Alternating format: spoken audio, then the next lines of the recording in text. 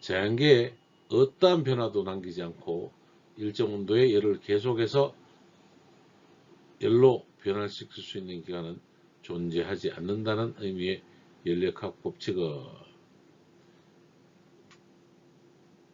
이런 열은 일로 요게 열역학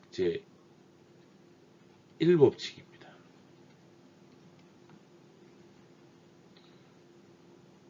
고온에서 저온으로 열이 이동하면 이를 만들 수 있다.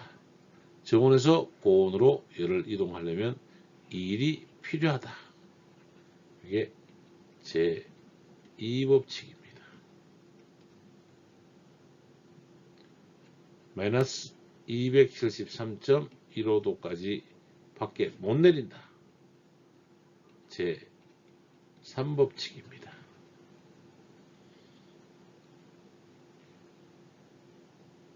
열은 평형을 이룬다. 열평의 법칙, 온도계 원리입니다. 그래서 제0법칙, 제가 1, 2, 3으로 쓰고 0법칙을 쓴 거는 열의 평형을 이룬다는 건 법칙이라는 말은 좀 우스울 수도 있어서 열역학 학자들이 0법칙을 나중에 쓴 것으로 저도 배웠습니다. 요 중에서 이를 열로 고온에서 저온에서 고온으로 필 때 변화를 남기지 않는다는 것은 효율 100%인 기관을 이야기합니다. 이 100%인 기관은 안 된다가 열역학 제2법칙입니다. 그래서 정답은 3번 열역학 제2법칙으로 하겠습니다. 정답 포인트는 열역학 제2법칙은 자연계에 아무런 변화를 남기지 않고 열을 1로 바꾸는 기관은 존재하지 않는다. 즉 효율이 100%는 안 된다. 이렇게 기억하시면 되겠습니다.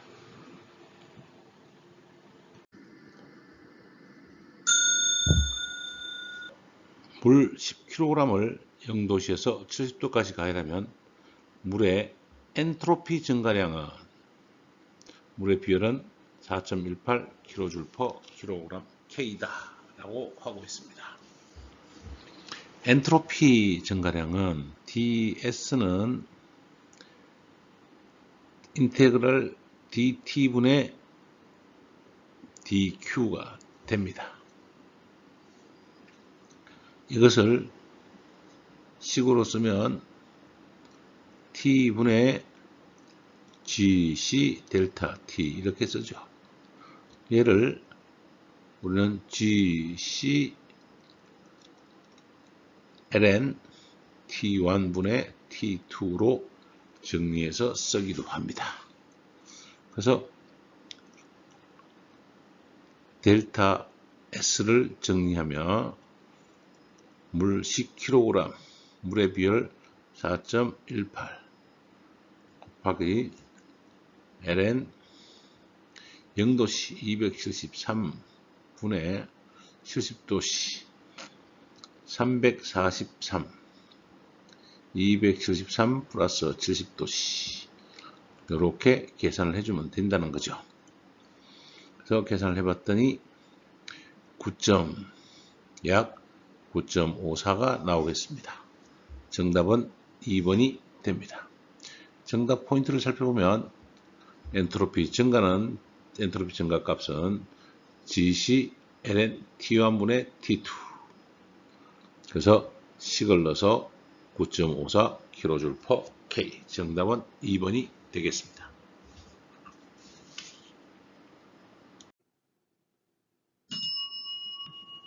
(30도씨) 공기가 최적 1km 용기에 계기압력 5kg/s 상태로 들어있다. 용기 내에 있는 공기의 무게는?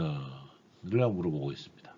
이상기태 상세 방정식 V는 m분의 W RT 이렇게 쓰면 되고 무게를 물어보니까 W는 PV M 질량 나누기 RT를 쓰면 되겠습니다. P는 압력 5 곱하기 스키아 센티미터니까 스키아미터로 고치면 10에 5, 게이지 압력이죠. 게이지 압력 5 더하기 1에다가 10의 4승을 더 곱해줘야 스퀘어미터가 됩니다. 그 다음에 최적은 1 곱하기 공기의 분자량 29.27 나누기 R은 848 곱하기 온도는 30도죠. 플러스 273, 303도네요. 여기서 지워버리고 바로 계산하는 게 공식이 헷갈리지 않으니까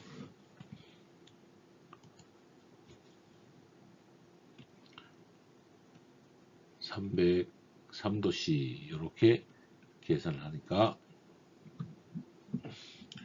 계산기를 좀 쉽게 눌러보면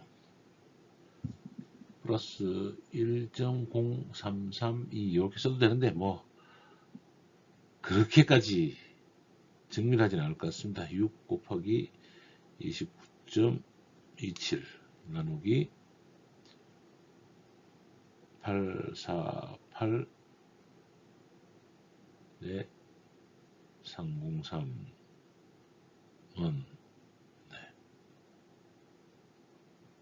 에다가 10에 하나 둘셋넷 4승을 해주면 6.8이 나오네요.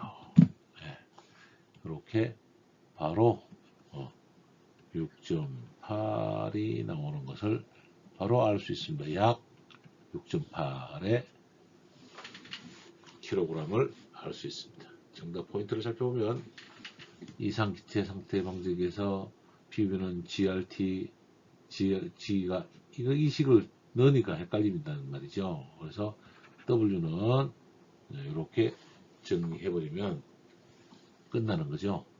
저는 여기 M을 위로 올려서 계산을 했고 여기서는 바로 계산했을 뿐입니다. 계산기를 눌러보시면 정답은 2번이 되겠습니다. 이상 기체의 상대식으로 공기의 무게를 측정하였습니다. 브라인의 구비 조건으로 틀린 것은 1번 상변화가 잘 일어나서는 안된다. 브라인은 2차 냉면에서 상변화가 일어나면 안됩니다. 2번 응고점은 낮아야 됩니다. 맞습니다. 비열이 적어야 됩니다. 비열은 커야 됩니다. 비열이 적으면 브라인이 많이 듭니다. 틀렸습니다. 4번 열 전도율이 커야 합니다. 맞습니다.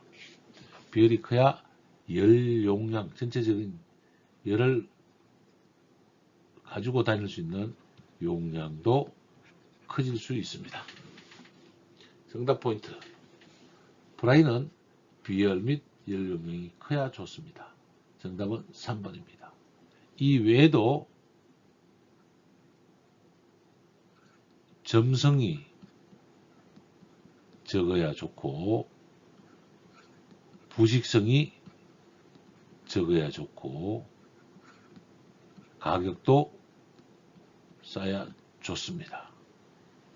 브라인이라고 하면 우리는 무기질 브라인과 유기질 브라인, 무기질 브라인은 나, 마, 칼이 있고 마이너스 22, 마이너스 33, 마이너스 55, 마이너스 1.22도죠. 그래서 이렇게 정리되고 이쪽으로 부식성이 강한 것이고 유기질 브라인은 에틸렌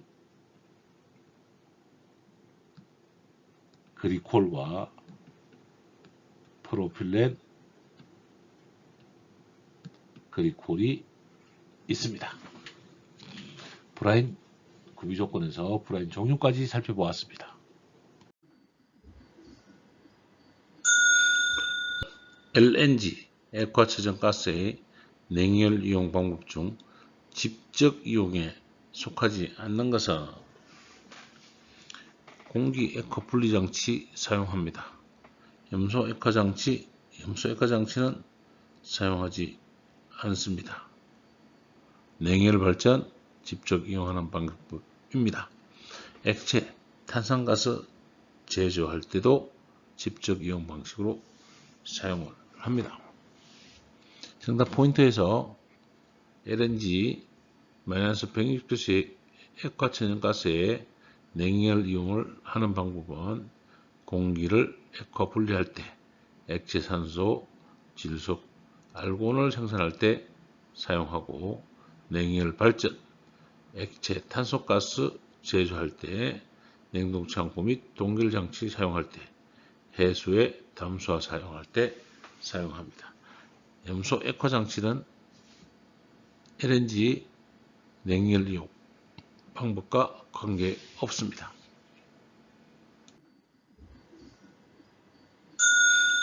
문제 32번 LNG 액화천연가스의 냉열 이용 방법 중 직접 이용에 속하지 않는 것은 공기 액화 분리 장치 사용합니다. 염소 액화장치는 사용하지 않습니다. 냉열 발전 직접 이용하는 방법입니다. 액체 탄산가스 제조할 때도 직접 이용 방식으로 사용을 합니다. 정답 포인트에서 LNG -160도씨의 액화천연가스의 냉열 이용을 하는 방법은 공기를 액화 분리할 때, 액체 산소, 질소, 알코올을 생산할 때 사용하고, 냉열 발전, 액체 탄소가스 제조할 때, 냉동창고 및 동결장치 사용할 때, 해수의 담수화 사용할 때 사용합니다. 염소 액화장치는 LNG 냉열 이용 방법과 관계없습니다.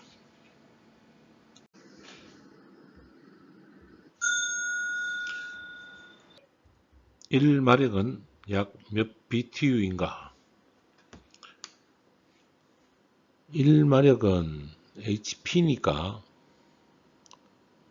76kg/m입니다. 영국마력이죠. 말 한 마리가 1초 동안에 76kg를 1m 겁니다. 이걸 열식으로 환산하면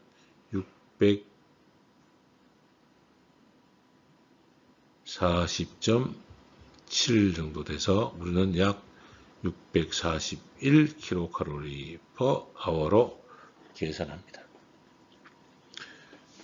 1kcal는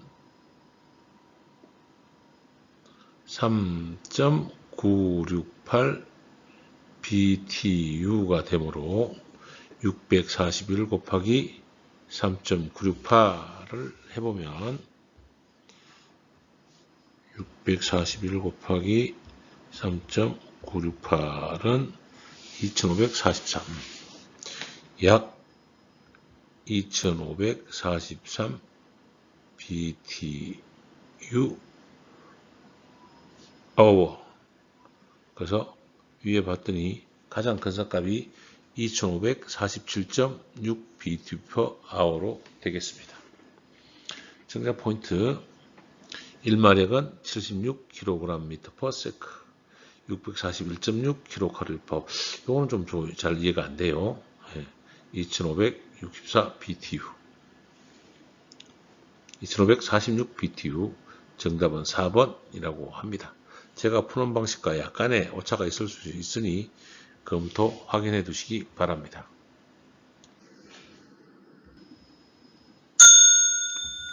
냉동장치의 피스톤 비출량이 120 cubic/h, 압축기 소요동력이 1.1kW, 압축기 흡입가스의 비체적이 0.65 cubic/kg, 최적 효율이 0.18일 때 냉매 순환량은 냉매 순환량 G는 냉매 이론적 압출량 나누기 비최적에다가 최적 효율을 곱하면 냉매 순환량이 되겠습니다. 그러면 피스톤 압출량 120 나누기 비최적 0.65 곱하기 최적 효율 0.18이 아니고 0.81네 81%네요.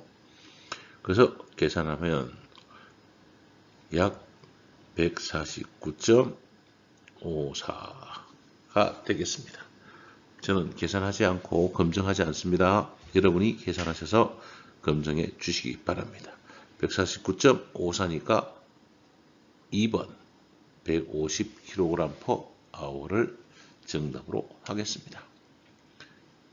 정답 포인트를 보면 냉매 순환량 G는 비최적분의 압축기 피스톤 배출량의 최적 효율 비최적 0.65분의 120 최적 효율 81% 0.81 했더니 149.54가 나옵니다. 정답 2번이 되겠습니다.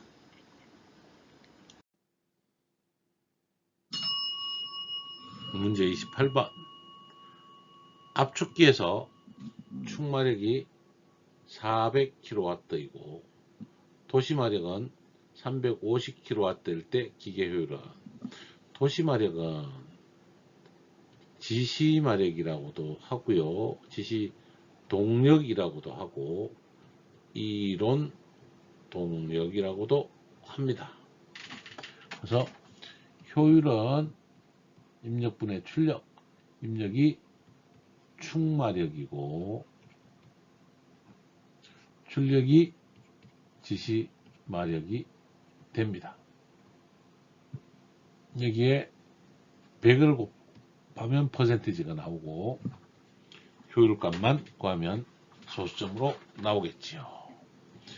그래서 계산식을 세우면 축마력 400분의 지시마력 350kg 곱하기 100을 계산하면 87.5, 약 87.5가 나옵니다. 정답은 4번이 되겠습니다. 정답 포인트를 살펴보겠습니다. 정답 포인트는 기계 효율을 퍼센티지로 표현한다는 거죠. 축마력분의 지시마력. 도시마력이면 잘 안 쓰는데 지시마력 곱하기 100 했더니 87.5%. 정답은 4번이 됩니다.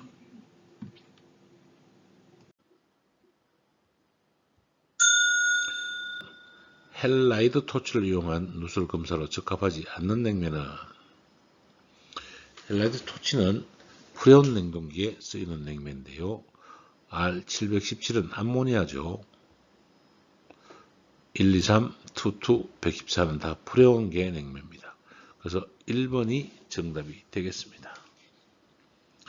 헬라이드 토치는 프레온계 냉매의 누설 검사가 가능하고 암모니아는 불가능합니다. 정답은 1번입니다. 헬라이드 토치는 청색, 녹색, 자색, 끄색 아니고 꺼진다. 청색, 녹색, 자색, 꺼진다로 되는 것이고 옛날에는 헬라이드 토치가 좀 특수한 경우로 있었습니다. 요즘은 일반적인 거다라고 말씀드리면 우리가 부탄가스 토치 가지고들 계시죠. 부탄가스 토치에 불을 붙이면 가장 먼저 나오는 게 청색이 됩니다. 여기에 공기 구멍이 있는데요. 이 공기 구멍을 타지 않은 호스로 이렇게 말아서 냉매 누설 부위에 대면 이 색이 녹색, 자색, 많아지면 꺼지는 이게 헬라이드 토치가 됩니다. 헬라이드 토치에 설명드렸고 헬라이드 토치의 색깔은 청색, 녹색, 자색이고 여기로 들어가는 냉매는 프레온 냉매여야 된다. 암모니아는 하지 않습니다. 리스머스 시험지나 페누포탈 렌즈로 합니다.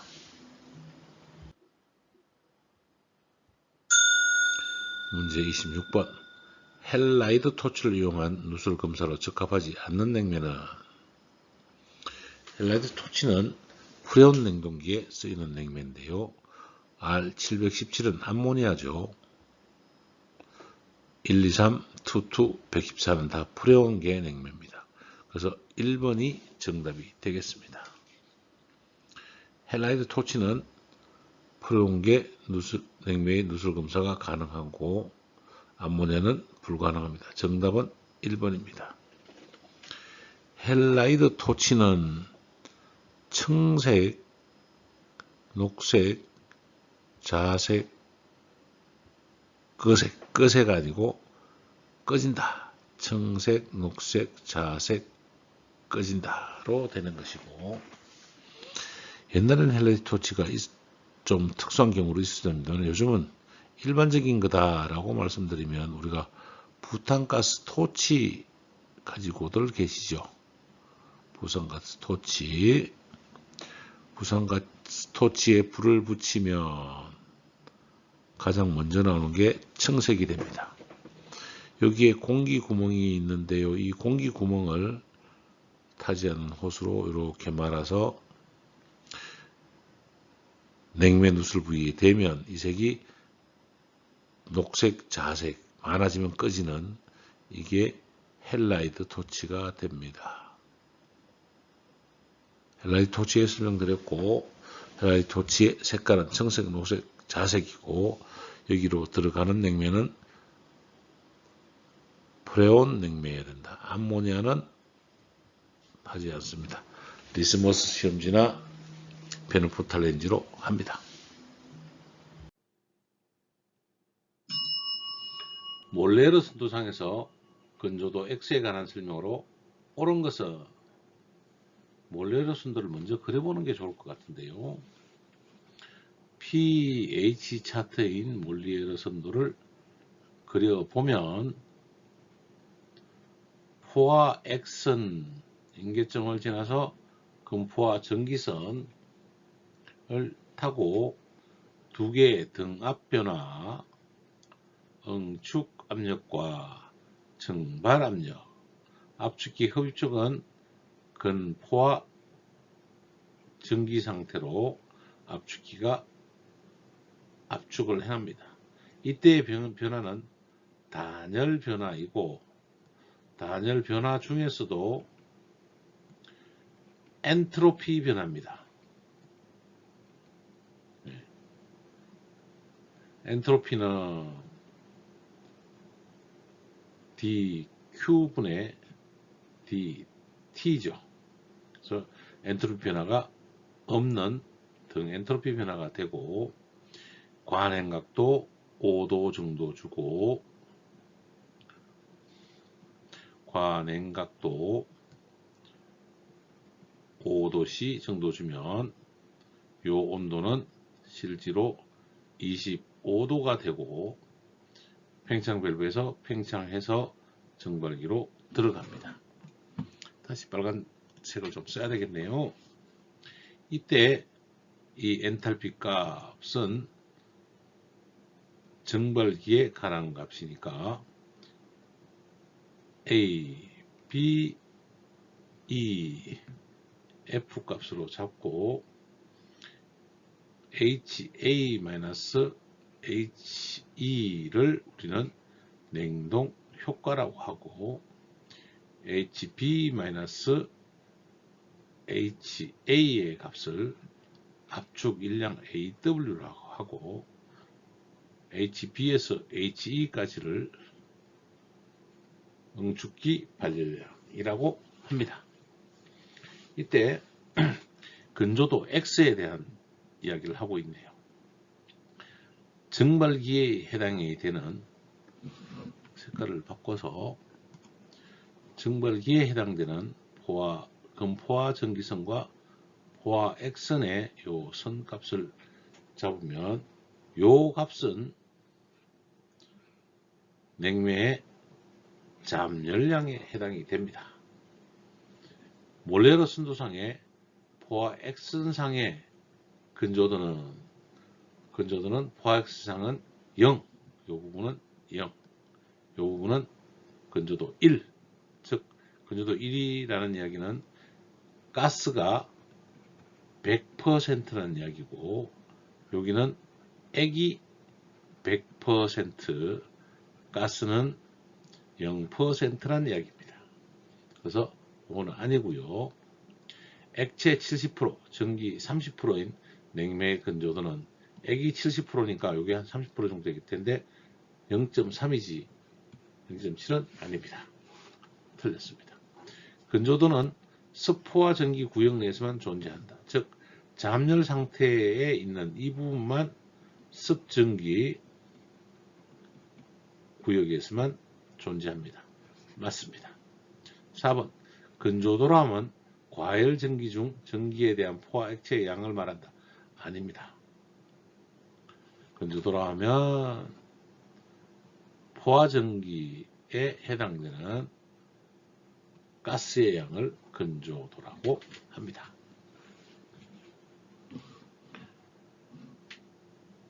우리가 등근조도선은 다시 또 설명을 드리면, 어떤 구역이 있다라면 A 구역에서 B 구역까지 이 등분을 10등분을 나누는 거죠. 10등분을 나누고 하나, 둘, 셋, 넷, 다섯 10등분 나눠서 이 사이를 이 선을 연결해 준, 제가 요거는 50%, 요거는 90% 선이 되겠죠. 이렇게 된 것을 근조도 X선으로 나타냅니다. 퍼센티지로 나타낸 것이지 특별한 함수나 계산관계가 있는 것은 아닙니다. 정답 포인트는 근조도는 포화액은 0, 건포화 전기는 1입니다. 그래서 아니었던 거고요. 근조도라고 하면 전기에 대한 양이기 때문에 액체가 아니고 전기가 30%니까 근조도가 0.3입니다. 정답인 3번은 근조도는 습포화 전기구역, 습전기구역에서만 존재합니다. 맞습니다. 근조도라 하면 습포화 전기 중에 전기에 대한 포화 전기의 양을 말하는 것입니다. 그래서 4번 틀렸고 정답은 3번이 되겠습니다. 근조도 X값에 대해서 살펴보았습니다. 팽창밸브 궤도가 냉동 부하에 비하여 너무 작을 때 일어나는 현상으로 가장 거리가 먼 것은, 우리가 압축기, 응축기, 압응팽정에서 팽창밸브가 너무 작아지면 증발기에서 증발할 냉매가 일단 부족하죠. 일단 냉매가 부족하니까 냉동 온도가 상승하게 되는, 냉동 냉정의 온도가 상승하는 악영향이 생기게 됩니다. 그리고 냉매 부족이 오게 되겠죠. 가장 큰 것은 냉매 부족입니다. pH 차트로 그려보면 포화액선과 건포화 전기선, 증발압력과 응축압력과 증발압력이 있으면 압축기 선이 정상적으로 흐를 때는 요 선으로 흐르겠으나, 냉매 부족 현상이 오게 되면 색깔을 바꿔서 냉매가 모자라니까 증발압력이 떨어지게 된다는 거죠. 그래서 토출가스가 가열하고 이만큼의 관행 각도도 더 떨어지고 냉동 효과도 감소하고 토출가도 상승하고 압축 일량도 증가하는 악영향이 끼치게 됩니다. 이것은 우리가 악영향 그때 이야기했습니다. 일단 주사항으로는 냉매가 부족하고, 이건 A라고 붙이겠습니다. B는 증발 압력이 강화합니다. 이 증발 압력이 강하면 압축 B가 상승하게 됩니다.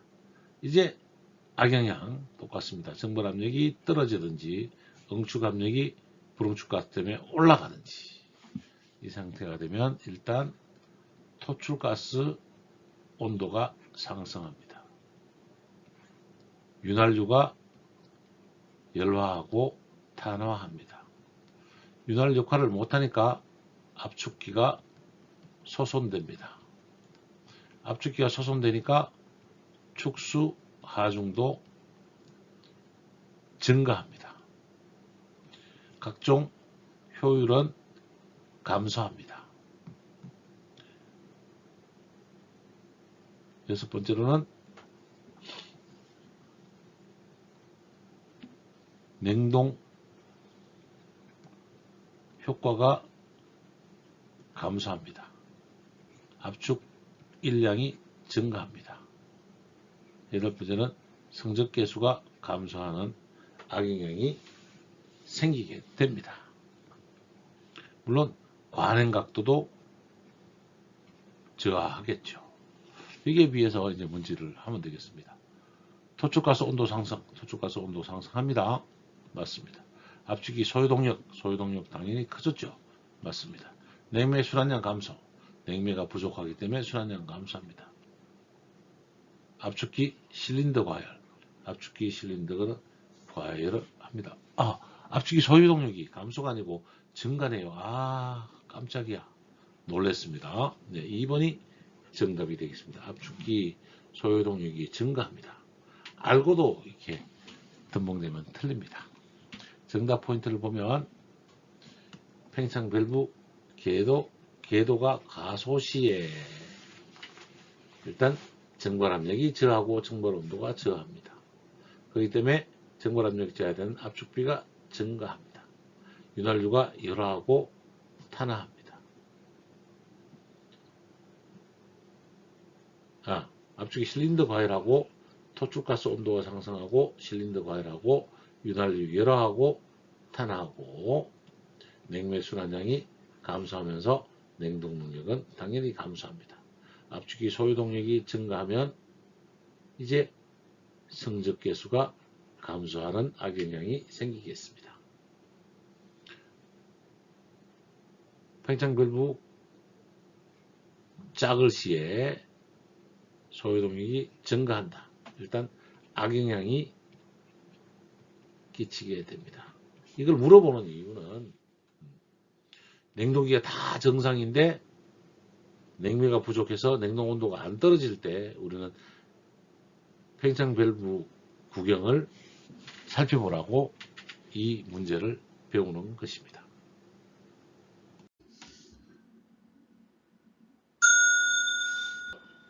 표준 냉동 사이클에서에 대한 설명으로 옳은 것은 표준 냉동 사이클을 먼저 봐야 되죠. 표준 냉동 사이클은 pH 몰리에르 선도에서 포화 액선과 건포화 전기선을 놓고 응축 압력을 놓고 증발 압력을 놓습니다. 이 응축 압력과 증발 압력은 응축 온도 30도씨, 증발 온도 마이너스 15도씨, 압축기 흡입 상태, 건포화 전기 상태, 압축기는 등 엔트로피 변화, 단열 압축을 하고 응축기 출구점, 즉 팽창 밸브 입구점은 관행각도 5도, 델타 T는 관행각도는 5도씨, 팽창 밸브는 단열 팽창을 하고 증발하는 구조로 되어 있습니다. 요 아랫부분은 냉동 효과, 요 윗부분은 압축 일량, 이 위쪽 부분은 응축 효과가 되겠습니다. 여기서 이제 문제를 보고 답을 취하면 1번 응축기에서 버리는 열량은 정발기에서 취하는 열량과 같다. 아니죠. 응축기 열량은 QC는 정발기에서 버리는 열량에다가 압축 열량을 더해야 똑같아지죠. 그래서 아니고요. 2번 전기를 압축기에서 단열 압축하면 압력과 온도가 높아진다. 이걸 압축기의 단열 압축기라고 하죠. 그래서 뭐 압력도 올라가고 온도도 올라간다. 예, 이게 맞는 것 같습니다. 2번이 정답일 거 보이는데 계속 보죠. 팽창밸브에서 팽창하는 냉매는 팽창하는 냉매, 이 냉매를 나타내겠네요. 압력이 감소함과 동시에 열을 방출한다. 열을 방출 안 한다.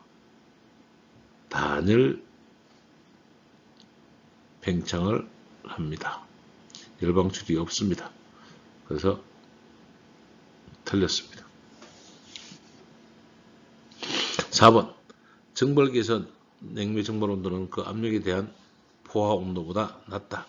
정발 온도는 포화 온도 즉 마이너스 15도가 같습니다. 낮다가 아니고 같아서 틀렸습니다.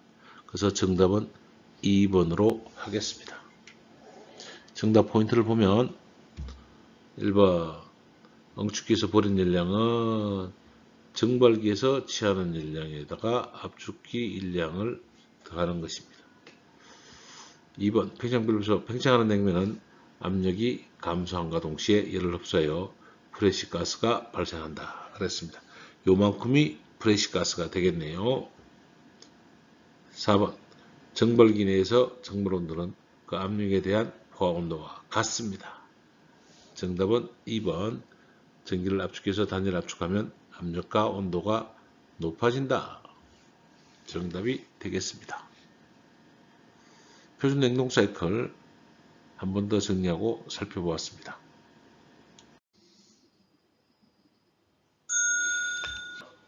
팽창 밸브를 통하여 정발기에 유입되는 냉매의 엔탈피를 F, 정발기 출구 엔탈피를 A, 포획의 엔탈피를 G라 할 때 팽창 밸브를 통과한 곳에서 전기로 된 냉매의 양, 즉 건조도 X를 말하네요. 이 말을 잘 이해해야 되겠습니다. 계산식으로 옳은 것은 단 P는 압력, H는 엔탈피, 냉매 선도에서 건조도는 냉매 잠열분의 요것을 건조도라고 하네요. 그러면 A 빼기 G에 F 빼기 G네요. A 빼기 G에 F 빼기 G 쭉 A 빼기 G가 2개 F 빼기 G 3번이 정답이 건조도 X값이 되겠습니다.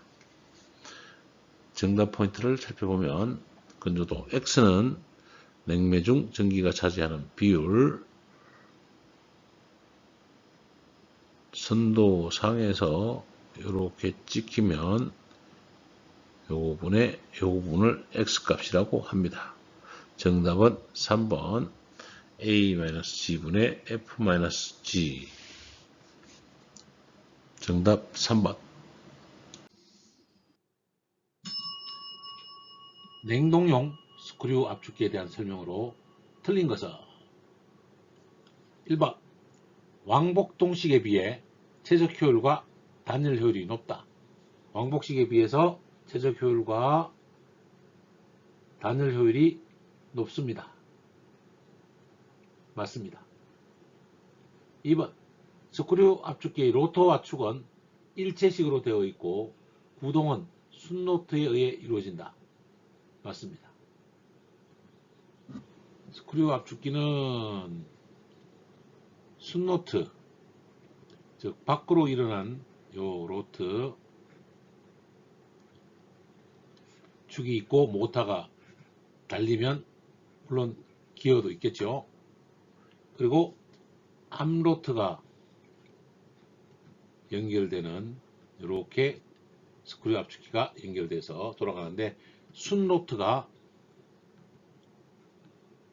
구동에 의해서 순로트가 돌아가면서 암로트도 따라서 돌리는 구조가 되겠습니다.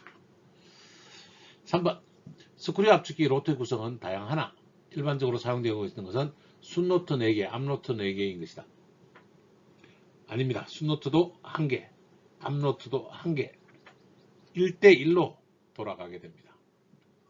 스크류 압축기는 흡입, 압축, 토출 3행정으로 이루어진다. 스크류 압축기는 3행정입니다. 흡입, 압축, 토출 행정이 되는 것입니다. 정답 포인트를 살펴보면 스크류 압축기는 암수로트가 1개씩으로 구성이 되고 순로트의 구동에 의한 맞물림으로 압축이 일어납니다.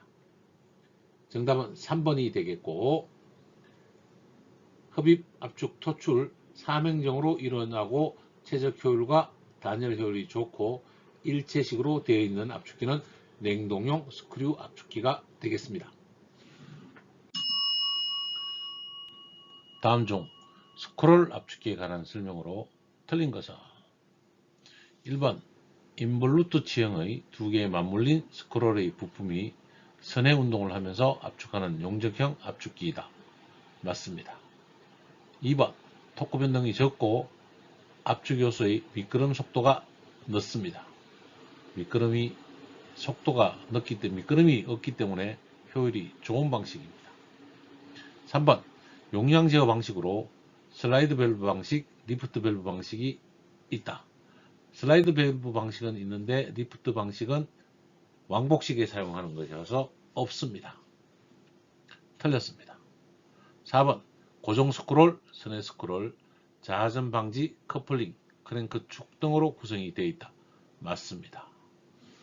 정답 포인트를 보면서 스크롤 압축기에 대해서 상세하게 설명을 드리도록 하겠습니다. 여러분을 위해서 스크롤 압축기 동작 모형까지 가져왔습니다. 정답 포인트로는 스크롤 압축기의 제어 방식은 슬라이드 밸브를 사용합니다. 그림에 보이는 것은 스크롤 압축기에 흡입 가스가 들어오면 스크롤이 아래에 있는 스크롤이 회전자가 이렇게 전체적으로 조금씩 움직이면서 이 원통이 돌아가는 게 아니고 좌우로 움직이면서 돌아갑니다. 그래서 압축기가 고압 냉매가 배출되는 거죠. 이 픽시드 스크롤은 뚜껑에 해당이 됩니다. 뚜껑. 요 위쪽에 덮여 있는 거죠. 요게 요 안쪽으로 이렇게 말려서 덮여 있습니다. 요 위에 있는 요게 고정 스크롤, 픽시드 스크롤, 오비트 스크롤은 밑에 스네 스크롤이라고 하고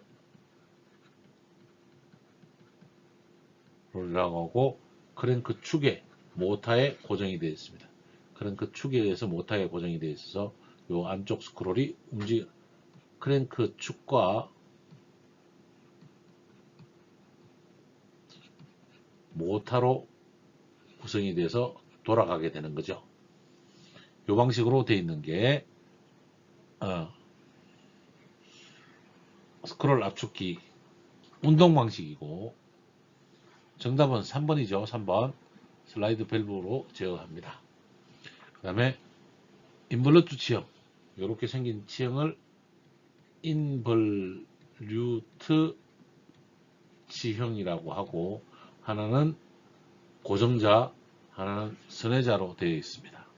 그래서 용접형 압축기의 한 구성 요소다 라고 이해를 하시면 스크롤 압축기가 다 이해가 되실 겁니다. 요즘은 스크롤 압축기가 에어컨, 즉 상온용으로 구성이 되어 있었는데 이제는 냉동 압축기로까지 상용화가 되고 있습니다. 인버터 냉동기라고 하는 모타를 인버터로 쓰는 거예요. 인버터 냉동기라고 하는 이 압축기들이 스크롤 압축기로 구성되어 있다는 것을 이해하시면 되겠습니다. 요즘 나오는 캐리어, 삼성, LG 에어컨이나 쇼케이스 압축기들이 스크롤로 만들어지고 있습니다. 스크롤 압축기에 대해서 살펴보았습니다.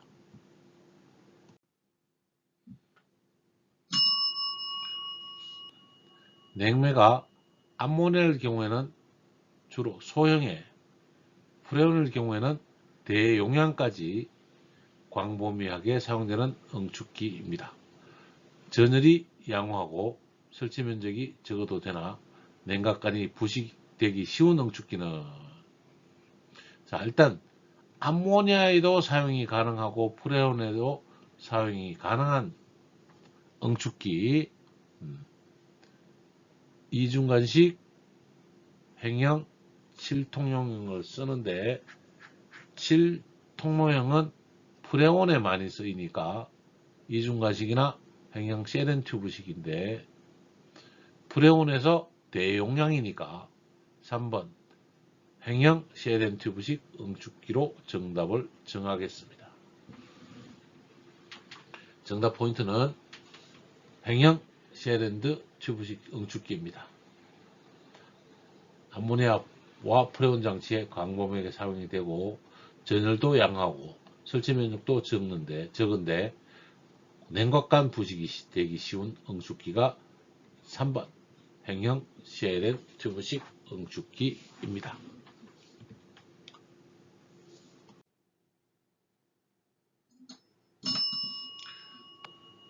냉동 사이클에서 응축 온도를 일정하게 하고 정발 온도를 상승시키면 어떤 결과가 나타나는가? 우리가 선도상에서 냉동은 pH 차트만 잘 이용해도 충분히 잘 쓸 수 있습니다. 응축 압력, 정발 압력에서 이렇게 정리가 되어 있을 때 정발 온도를 상승시킨다 그랬네요. 정발 온도가 상승하면 이렇게 안쪽이 넓어집니다. 그러면 좋아지는 것들이 나오겠죠. 그래서 일단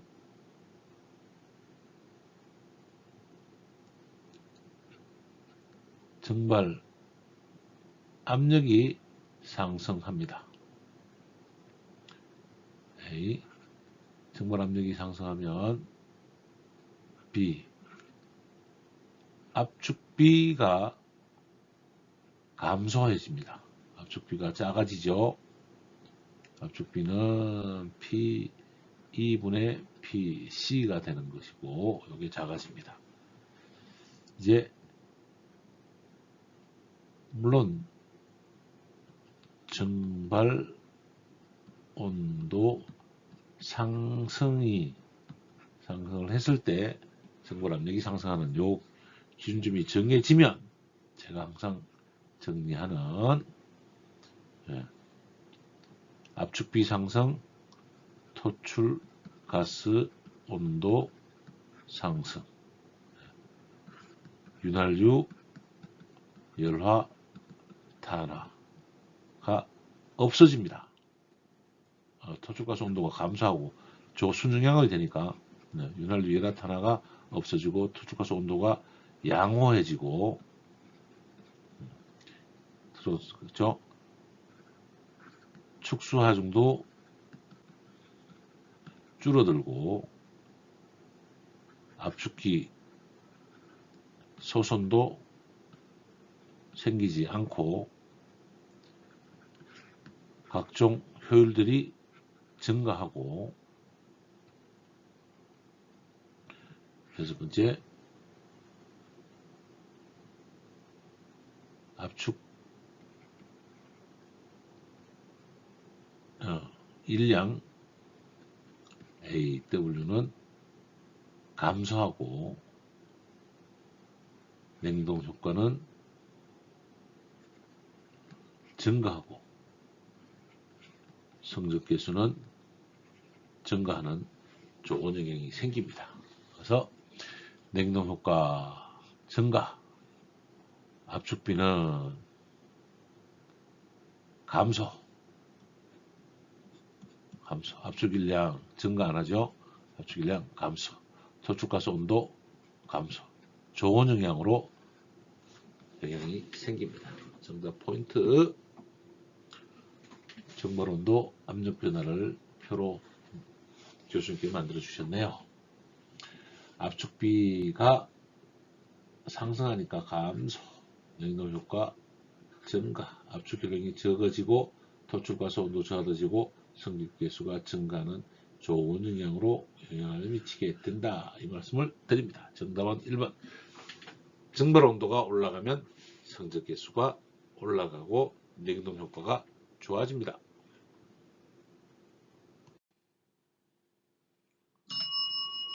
왕복동 압축기에서 마이너스 30에서 마이너스 70도 정도의 저온을 얻기 위해서 2단 압축 방식을 사용한다.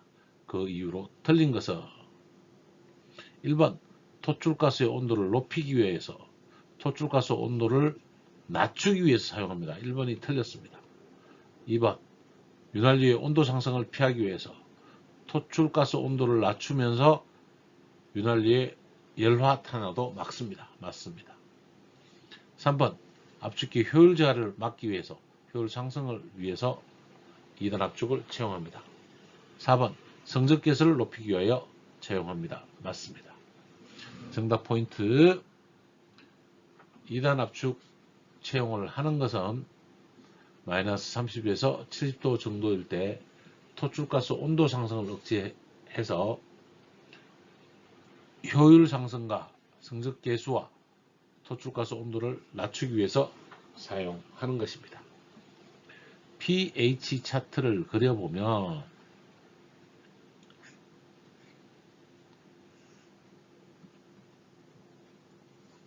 응축 압력, 정발 압력, 정발 압력이 온도가 내려간다는 것은 압력이 내려간다는 걸 의미하게 돼서 토출가스 온도가 굉장히 올라가서 악영향을 끼치고 토출가스 온도가 상승한다 이거죠. 그러면 윤활유가 열화 탄화합니다. 압축기가 펌프가 소송됩니다. 축소하중이 증대합니다. 각종 효율이 감소합니다. 압축일량이 증대합니다. 냉동 효과가 감소합니다. 성적계수가 또한 감소하게 되는 이런 효과가 생기는데 2단 압축을 행하면 중간 압력을 구하죠. 중간 압력은 루트 PC 곱하기 PE 고압 곱하기 저압의 자성근으로 구합니다. 그래서 1단 압축이 압축을 행하고 다시 흡입해서 2단 압축에서 토출해서 1단 팽창을 할 때도 있고 2단 팽창을 할 때도 있습니다. 일단 2단은 다음의 이야기고요. 그래서 토출가스 온도가 강하게 되고 윤활유 열화탄화도 없어지고 다 좋은 영향으로 흐르게 되는 거죠. 그래서 2단 압축 방식을 채용하게 되는 것입니다. 2단 압축 채용 방식의 장점을 살펴본 것입니다.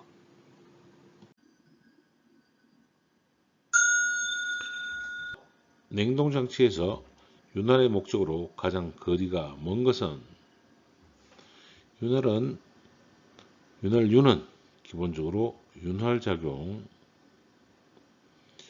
냉각, 청정작용, 그 다음에 기밀작용 이렇게 구분을 하면 되고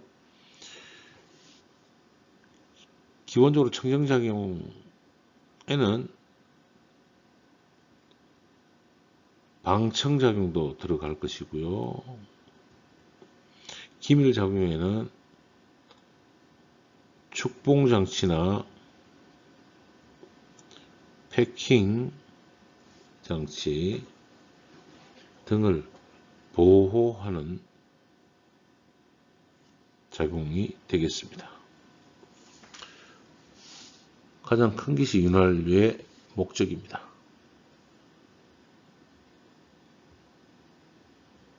마모와 수명으로 써야 되겠네요. 1번 마모 방지 맞습니다. 있습니다. 2번 기밀작용 있습니다. 맞고요. 3번 열의 축적 없습니다. 3번 4번 동력 축철 마찰 동력 손실 윤활에다 동력 감소까지 써놓으면 되겠네요. 이렇게 정리를 해서 3번 열의 축적을 정답으로 하겠습니다. 정답 포인트는 압축기 윤활유의 역할이 되겠습니다. 윤활, 냉각, 밀봉, 감마, 방청, 패킹보호, 청정작용이 윤활유 역할이고 윤활유 역할의 목적과 관계가 없는 것은 정답 3번 열의 축적이 되겠습니다. 냉동장치에 불응축 가스가 혼입되었을 때 냉동장치 운전에 미치는 영향으로 가장 거리가 먼 것은 1. 열교환 작용을 방해하므로 응축압력이 낮게 된다. 응축압력이 낮은 게 아니고 응축압력이 높으면서 악영향이 끼치게 됩니다. 냉동 능력이 감소한다. 맞습니다. 소비 전력이 증가한다. 맞습니다. 실린더가 가열되고 윤활유가 열화 탄화된다. 맞습니다. 정답 포인트를 보면 냉동장치 내 불응축가스 혼입 시 열교환 작용을 방해하므로 응축압력은 높게 됩니다. 정답은 1번입니다. 응축압력이 상승하면 토출가스 온도가 상승하게 되고 실린더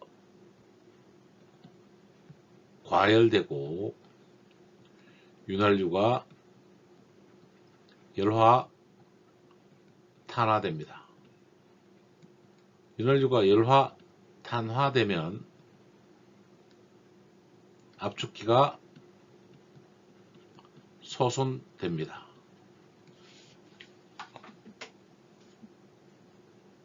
축소하중이 증가합니다. 냉동 효과가 감소합니다. 압축 일량은 증가합니다. 그래서 성적 계수는 감소하게 되는 악영향이 끼치게 되는 것입니다. 응축압력이 올라갔을 때, 반대로는 증발압력이 떨어졌을 때 원인도 같은 악영향을 끼치게 되니까 이렇게 순번으로 기억해 주시는 게 좋겠습니다.